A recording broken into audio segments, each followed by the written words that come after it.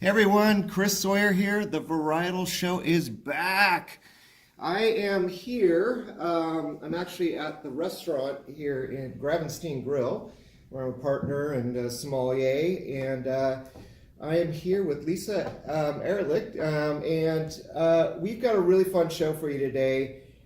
We wanted to show you this great bottle. This is Lingua Franca from Oregon's Willamette Valley. If you saw the show that I did with Larry Stone, master sommelier, masterful man, he's kind of part of what we're going to be talking about today. Lisa, welcome. Thank you. And the wonderful thing is Lisa knows this restaurant quite well.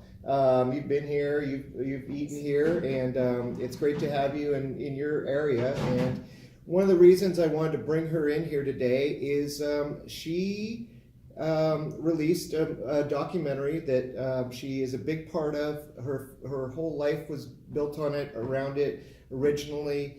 It's the reason we pretty much came to know each other in the wine industry and food industry is because of something very special that she did. Charlie Trotter, if you guys know who Charlie Trotter is, then you know what fine cuisine is. An amazing chef, Chicago-based. You grew up in Chicago, and we will find out a little bit more about this whole movie. But I wanted to give you a little cheers and welcome. Thank you. Yeah.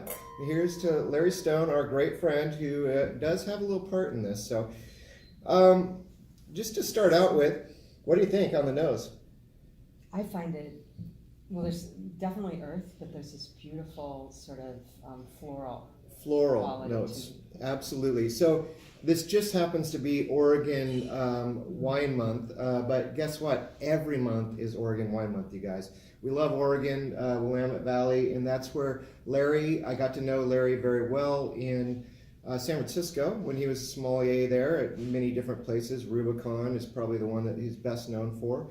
But, you know, his passion for food took him also to Oregon. And the Lingua Franca brand, if you guys saw the show I did with Larry, it was last year, and the fact was I couldn't just do one show with him. I had to do two shows because he's so damn good.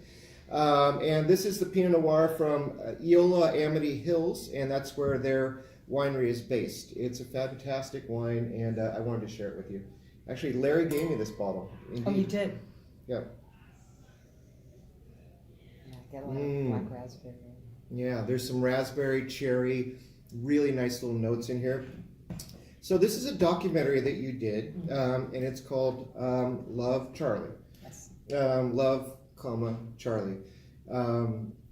You grew up in Chicago. Tell us a little bit about how you met Charlie Trotter and how everything happened. Okay. Because he was a bit very more than just a friend. Yeah. You have to watch a film because Yes. it talks about it. But I was born and raised for the first 12 years of my life in Chicago. And then we moved to Wisconsin, where I went to high school and college. And my second year of college, I moved out of the dorms and into this very cool house right on Lake Mendota. Okay. And I had the most eccentric neighbor. He had the best apartment in this whole building. It was an old house that had been carved up into different units, and he had what must have been the dining room. And it had this bay window. It was all glass that looked out over the lake. No furniture, books piled everywhere. And at the time, he worked at this place called the Monastery, which was in a restaurant that was in a church. And he dressed like a monk. He would be coming and going. He had this little MG midget that he would drive. Nice. And he used to have tapes of Ayn Rand blaring out of his this MG midget convertible. Pretty unusual. And he would often be going out to with a basket of laundry on like a Saturday night as I was going out to a big party.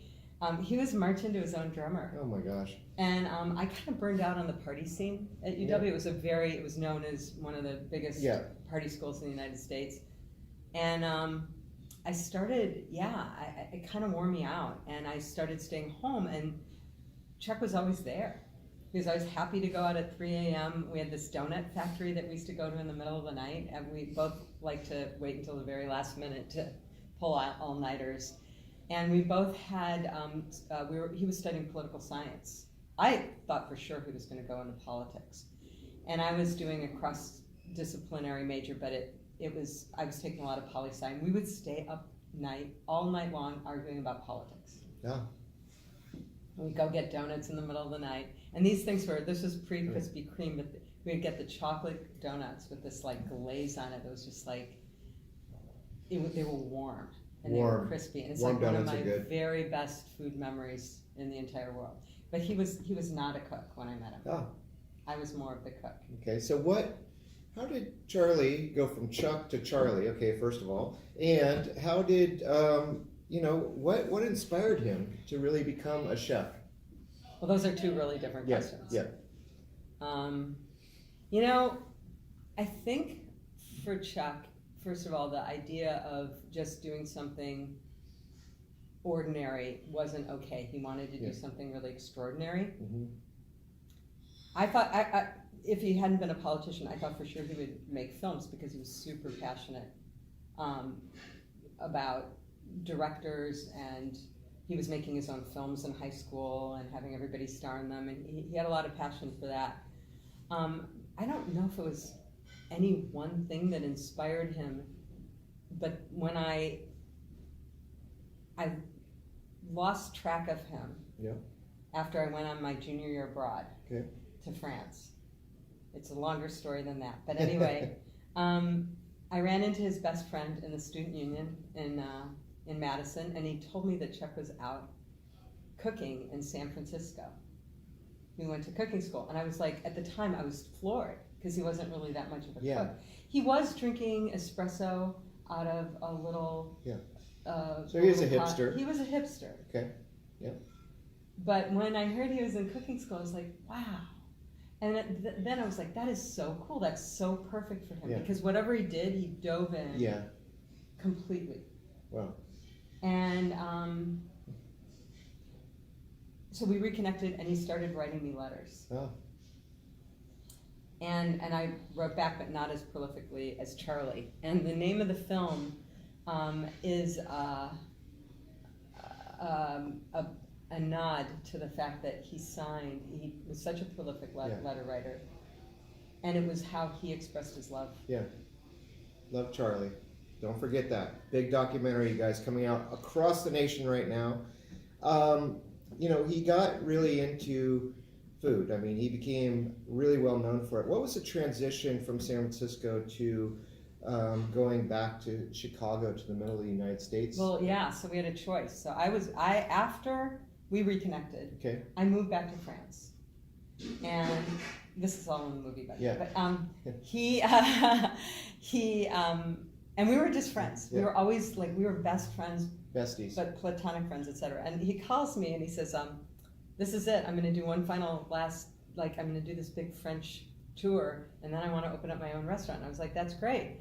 I'm like, he's like, "I'm on my way. I'm going to be in Paris tomorrow." And I'm like, "Where are you staying?" He's like, "Well, with you." Yeah. So and over time we toured all these wine regions and wine and food regions together. We went to 3-star restaurants. We kind of and we did Paris like the Food Lover's Guide to Paris by Patricia Wolfert. We did every single page of that book. Wow. So it's quite an interesting experience for us because we were sort of babies and we were discovering a lot of this together. Wow. But I had applied to graduate school. I was going to be an academic.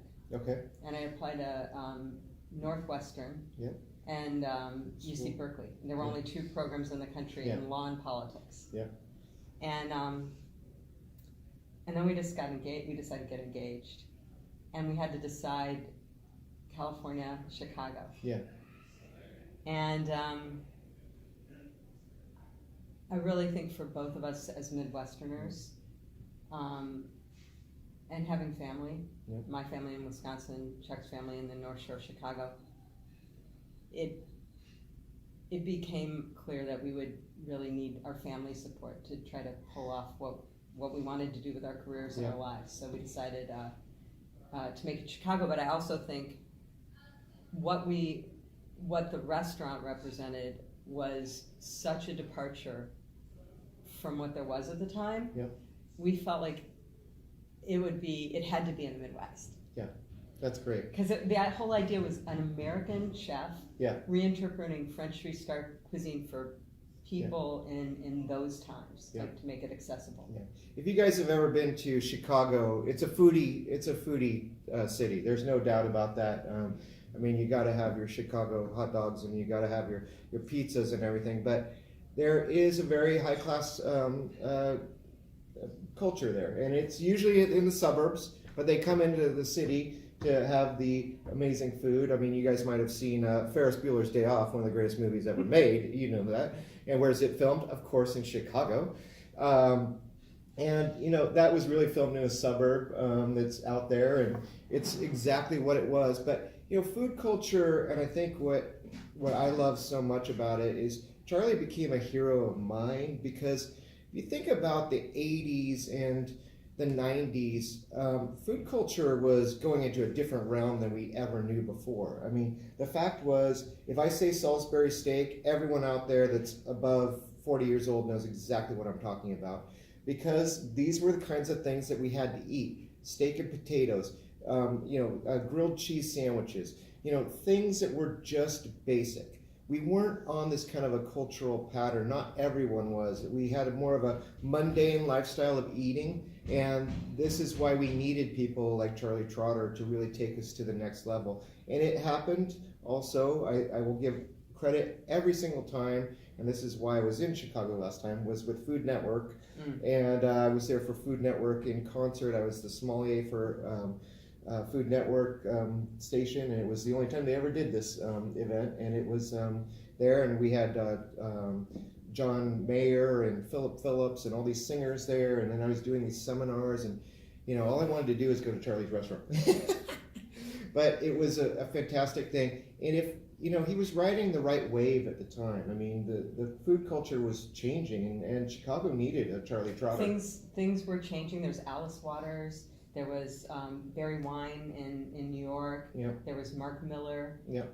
There was a new wave of food, and but he was really the first American chef, I think, that tried to do this 3-star dining experience, but it wasn't French. Right. The menu was all in English. Right. The ingredients we were trying to use local or ingredients that weren't necessarily classic French. Yeah. There was not an emphasis on butter and cream in the sauce. It was really different. That's important. He was like one of the first people to use quinoa, in classic and high-end food. Yeah. Grains, ancient grains, heirloom grains. Who's credited by Farmer Lee Jones as having invented microgreens. Ah, so there you go. And I think among the first to put a kitchen table in the kitchen. Wow. And degustation menus, Wow. tasting menus. All these things were kind of new back then, and now it's like, it feels like meh. Yeah. But at the time it was really hard. We would have people sit down and we didn't talk about the Czech versus Charlie, but people would think because it was called Charlie Trotter that it was a steak restaurant, like Arnie Morton's. Yeah. And we'd actually have to explain to them that the experience wasn't going to be up to their expectations, and I would get them a cab and send them over to Arnie Morton's. I had like a standing table if I needed it, because we just didn't want. At the time, we realized that there was going to have to be an education process. Right. Yeah. So. What year was the restaurant open? 1987. 1987. Okay. I know I was like really, really young when I opened the restaurant. I know. How old were you both? I was actually, we got married. I know it's totally crazy because I have kids in their early 20s and they can't believe it, but like 2 weeks after my 23rd birthday. Oh my gosh. I got married. And a year later we opened the restaurant. Oh my gosh.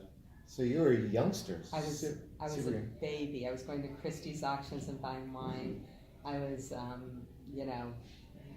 learning on the fly. Wow. I could pronounce Chateauneuf de Pape. I had a head start on That's the a good one. French. I knew something about, but it was really, I locked myself in the basement with like Jancis and Hugh. Yeah. the great writers of wine culture. It's an amazing thing, how the wine really grew up because of the food too. I mean, people were still drinking mainly beer back in the 80s, and I mean, wine was kind of coming on. And I like to say that like magazines that I wrote for, like Wine X and the Wine Enthusiast and things like that, really helped that. But we needed food, and food, especially great dishes, makes you pay attention to details. And I think that's what we needed, is for chefs to be able to explain this to people and show it to them in a plate that does not look common to them. There's a lot more going on this plate than people thought they were expecting. Charlie liked big flavors, so he would go for like the massive tannic cabs every time. But I was really inspired at the time by people like Josh Wesson and Madeline Trifon, who understood what was in the sauce. Like, it wasn't necessarily about following the rules per se, but understanding the composition and the various elements and how they played off of each other. So I think we evolved as a restaurant. But one of the ways that I found to accelerate my learning curve, so it's actually for selfish reasons, is I set up a really expensive wine by the glass program when there was nobody did that. And so we were charging back in the 80s like $20 for a glass of Cru Burgundy, right? But it was, it might have been a several $100 bottle of wine, but I needed to taste. So people started to know that they could try all these amazing wines. I'm sure, and I know for a fact that Larry took over for me. He took over at Charlie Trotter's. Oh my gosh. He was actually someone Cheers, Larry. I don't know how Larry would phrase this, because I've heard him tell this story, but sort of handpicked Larry to take my place when Charlie and I separated. Larry tells the story that what he didn't know was the first day of his job was the first day of our trial separation. So I said to Larry, "I'm leaving," and he said, "What do you mean you're leaving?" He said, "When will you be back?" And I'm like, "No, I'm gone. I'm going back to grad school." But anyway, Larry had a big influence as well, and he took the wine program definitely to the next level. But I think the initial come from the restaurant was always about experimenting, exploration, and really not thinking so hard about categories and boundaries, and more about what is this glass telling me, what are the flavors, and how do I play. It's amazing. You and I got to know each other because of the business too. When you were with Robert Mondavi, and you also were with Jim Beam, which we wouldn't talk about this, but at one point you or someone invited me to go visit Booker No. And I was there at a dinner table with him, and he was super nervous because they had just bought Geyser Peak Winery, and he didn't know anything about wine. And I stood up and I helped Booker No at his place in Bardstown, Kentucky, tell the story about these wines, and I felt like so perfect there because of Daryl Groom and Mick Schroeder and Chris Munsell and Undine and all the people that I knew so well, that are such great people to me. I got to share that with Booker No, the head distiller at Jim Beam, because of this connection that I had. And I was writing for Michael Bauer in the San Francisco Chronicle, and so there wasn't even a wine section per se ready yet. And actually Michael asked me to be that editor originally, and I kind of said no, because I would be locked into this like little desk like this and doing this versus wine all over the world and learning so much all the time. So I said no to it. I'm glad I did, but those were some really great times, and I'll never forget that moment with Booker No. And it was really, you were working with them, and obviously Robert Mondavi was a huge influence in my life too. So you and I have a common thread here that is so great, when we really think about it, and we think about, once you did come here to California, things changed a lot for you. Oh yeah, things changed a lot. Just to underline what you just said, I think it's one of the things that I love about the wine business. is that we're all connected. Yeah. And somebody, I could run into anybody in any place in the country and probably know someone they know. So it's a really small community. And you can also meet via food as and the food industry. Yeah. Whereas, you basically were married to Charlie Trotter and I was not. But did I love him? Yes, I loved him as a chef, and I think there's a lot of people out there that did as well. And I mean, obviously, his life did not go long enough. And, we had probably one of the biggest things that's ever happened to us in this, the industry. Wine and food are directly connected. You go to winemaker dinners all the time. You come here to, Gravenstein Grill. I mean, we do big events with food and wine. I do this all over the nation all the time. They're very important parts of each other.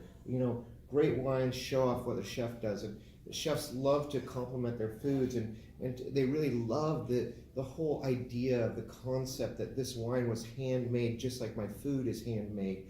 And these things are very important to us. And Charlie Trotter was a huge part in my life as a person that worked with great chefs, and they all respected him, and they all looked up to him. And, he became a celebrity. He really did. And that's kind of an interesting thing there. Well, I think how did that happen? If you look at who came out of his kitchen and who came out of the front of the house, the sommeliers that have emerged, the wine professionals. Yeah.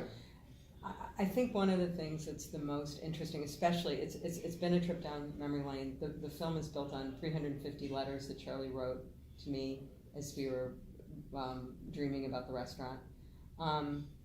And he was the type of person that had a huge impact on every person he met. And I know he has this reputation as a difficult person. Yeah. And I would say from firsthand, he wasn't always easy, but he made me be a better version of myself. Yeah. And I wanted to aspire to the person that he saw me as. And sometimes it's hard to live up to that. Yeah.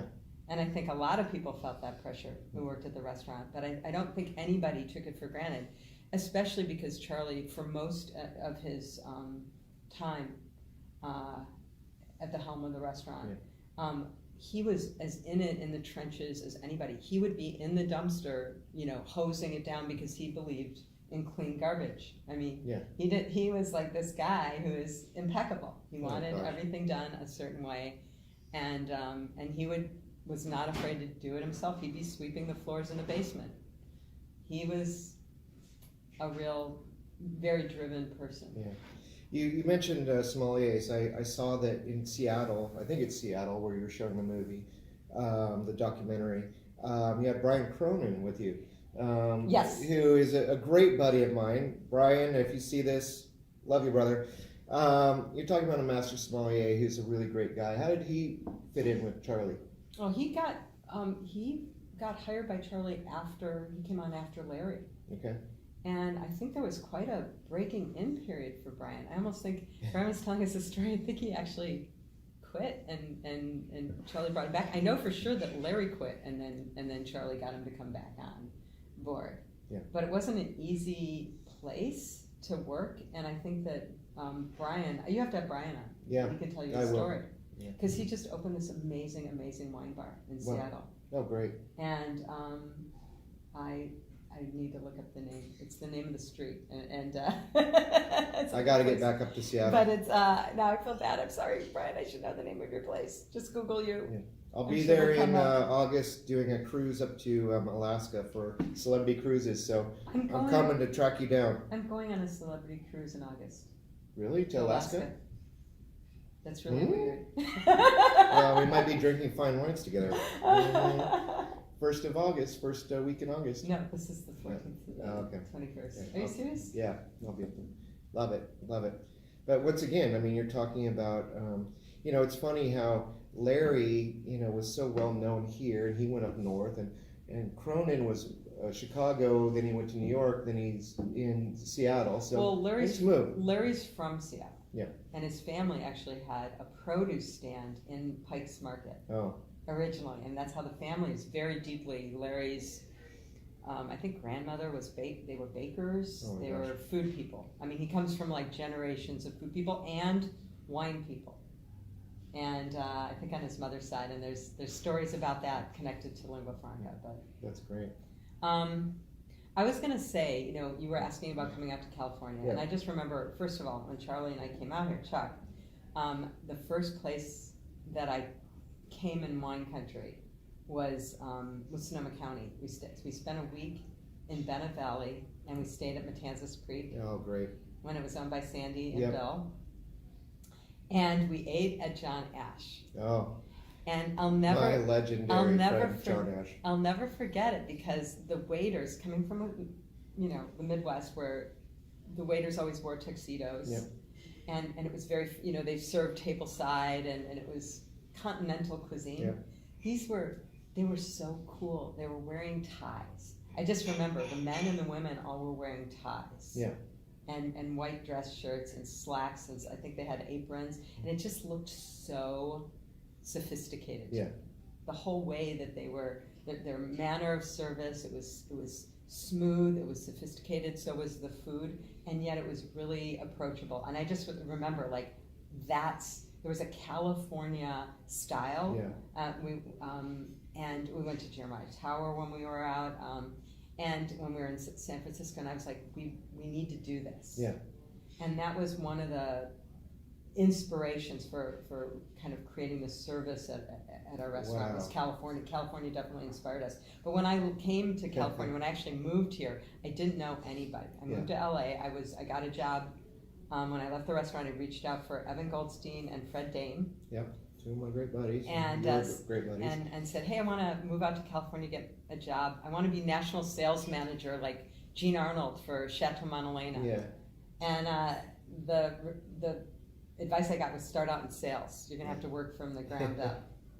So I went out and carried a wine bag in LA, and I went from being, you know, as a wine buyer, you know what it's like. Everybody's calling you. Yeah. You're very popular. Yeah. And all of a sudden you're knocking on doors. When you're in sales, it's a lot different. It is a lot different. It's great because you get to know these people very well, but they are, you know, it's one of those things where, you know, I've done both. You know, I've also gone to take wines to great sommeliers that are my friends, because I feel very strongly about these small wineries. I felt very passionate about taking them to it, but it's more of a sit-down, friendly thing that we do. So, but then again, I've been on the other side of the horn where people just bring in a ton of wine for me to taste, and you can't say yes to everyone. Exactly. I've been on both sides of the table, so it was an interesting experience, and it was also interesting to being, you know, sort of we were the new kids on the block, but we were definitely like the darlings of the press in Chicago, and all of a sudden, you know, you're knocking on doors and not getting your phone calls returned, and then I don't know, a few years into it, I worked for Seagram's, and I represented Mumm Champagne. We were it was the largest market for the company in the world. I did a lot of work there in kind of getting Mumm established back in the top restaurants, and I interpreted for Paul Bocuse. Oh, nice. He was our spokesperson. But one night I was sitting with a restaurateur in LA at his bar after close, and we were having a glass of wine, and he said, how long are you going to ride your ex-husband's coattails? Ooh. Wow. Because I went by Lisa Trotter for the first 10 years of my career. And, you know, it was kind of hard, because when I left the marriage, I didn't want to take anything with me, in a sense, you know, monetarily. I was very close with the family. I didn't have any, we separated on very good terms, and stayed lifelong best friends. Yeah. You know, I talked to him once a week for years, at least.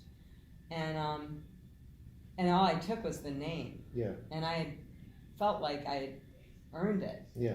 But I started to feel really uncomfortable. Yeah. So I switched. Yeah. And so I would actually recommend, and I told my daughters this, I have 2 daughters, 2 stepdaughters, don't change your name. Yeah. Ever. Yeah. Although Trotter, my name Ehrlich, is much harder to spell and pronounce than Trotter is. But I do have a regret that I changed it, because it makes it hard to find me. I actually added it back on LinkedIn. Yeah, recently. I saw that. Because with the movie and everything, it just people know me in LA. Everybody knew me as Lisa Trotter. Yeah. I just got to know you because you were cool, and she liked great wine and great food, and it was later that I found that out, and that really, was amazing for me. Just wow, oh my God, you were married to Charlie. This is amazing. I will say this, going back to what you said about John Ash. John Ash is one of the great legends of our time here in so many different ways. I mean, we're talking about a person that kind of made Sonoma County what it is. Him and Michael Hirschberg, I'll give a lot of credit to Michael Hirschberg as well, who was my boss when I started as a sommelier. These guys were the cutting edge of what food was here in Sonoma County, what we had the potential to do, and also about service. And I think that's a very, very important thing that you mentioned there, and about the ties that we wore and all these things. It was a very California thing. We had resources here that were amazing, that that you couldn't really get this stuff in Chicago, but we couldn't get the Chicago products here either. So we had to make our own thing. And I will always say that those two gentlemen are the best examples I've ever had of wonderful, just people that got the food industry, that helped create it, and who we are today. You come here to Sonoma County now, you got tons of chefs, you got everything going on. It wasn't like that back in the late 80s, early 90s at all. And where we've come is because of John Ash and because of Michael Hirschberg, who really designed different restaurants. He was more the restaurateur, whereas John Ash was the chef. But that's amazing what you just said about Charlie really getting into learning stuff from John Ash and going, okay, we need to apply this back where we are. Yeah, it was fresh. It felt fresh. It felt modern. It felt alive. Yeah. And for sure, Chez Panisse and some of the other restaurants here. Yeah. So there's a funny story, but Chuck was invited by John Ash to come up to the Fetzer. Not to mention, we didn't even talk about the Fetzer Wine Center that they had created, which was really at the forefront of organic. Farm to table. Early. It was the greatest. I went to a lot of those things there. And so I was working for Seagram Classics at the time, but Chuck flew me up, and I donned chef whites and cooked as like a cameo. I was in the kitchen with Alice Waters, with Daniel Ballou, with John Ash. There's a whole host of Tom Keller. There's a whole host of chefs, including Chuck. And I'm in this picture that they took of all the chefs in chef's whites, and which was really funny because it ended up in the Fetzer brochure. Yeah. And I was working for Seagram Classics. Yeah. Oh. Yeah. Well, we get around here. Yeah. So you can only imagine the people in the market, the salespeople were like, "What are you doing in our brochure?" But that was funny. But Chuck, that was years after we split up in '90, and that was in '93 or '94. Yeah. And that was an amazing program there. If you ever look up history of California wine and you look up Fetzer, and especially the food cultural things that John Ash really did there, and is really, he just really brought organics into this whole different, understanding of how it affects food and wine. And Fetzer was the best at it. I mean, we give a lot of credits to the family, the Fetzer family, and John Ash, obviously, for that. But here you are. We're enjoying this wine. I'm really bottle enjoying wine. it. I don't want to give you guys too much information about the movie because you have to go see it. That's the whole point here, is that this documentary is coming across the nation in a lot of different venues, a lot of different film festivals. You might know that I was in a documentary that came out this past year, and actually it got so many high awards at these amazing film festivals that it went actually mainstream, and it's a perfect vintage. We're going to be showing that actually at Cameo over in St. Helena this next weekend, and that's an amazing thing when a documentary gets to be, and you can find that on Apple Plus. But we got to get this movie on Apple Plus too, and we got to get it. They've got it, the distribution talks are in the works, so it will be on there'll be a platform sooner or later. Yeah. But at this point, I think they're anxious to make sure that folks have the chance to see it on a big screen. Yes. And or at these special events. And I believe there's going to be some announcements about some events soon, including one in the Sonoma County area. Yeah. this summer. Sonoma International Film Festival. Woo. And so we, and the great thing about going to festivals, which I've been totally bitten by the film festival bug now that I've just finished my third, that I was called upon to actually be as a cast member to be part of the Q&A. It's just, where else do you get a chance to see these kinds of works, you know, right as they're being released, with the creatives talking about their work? There's something really, really exciting. You're up in Seattle, and you got Brian Cronin and Larry Stone there with her. I mean, you know, that's a great thing about it. And you know, great film festivals are wonderful because that's where all the foodies go too, and all the wine lovers, especially at the Sonoma International Film Festival. What do you think we're going to be serving here? Of course, it's going to be great wine. So I think that's a wonderful thing, and I think that really our appreciation of Charlie Trotter it'll be for the rest of our lives.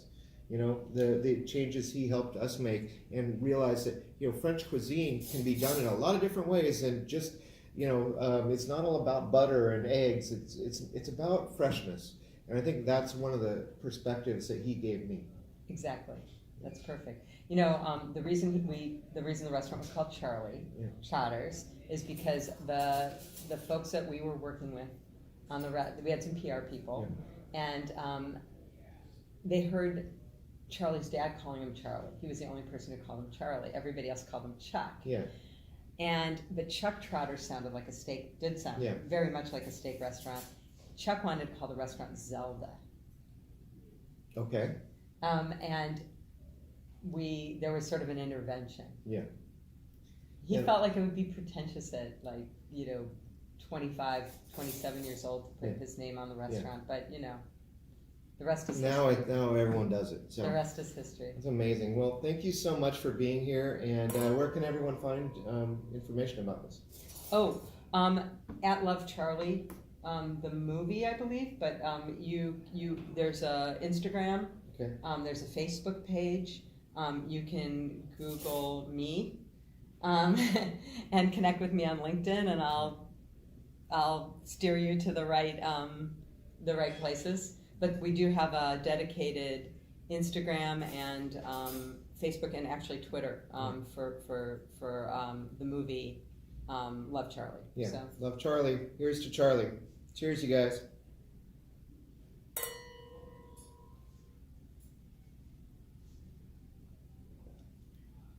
So good.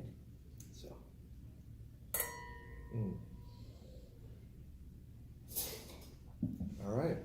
That was brilliant.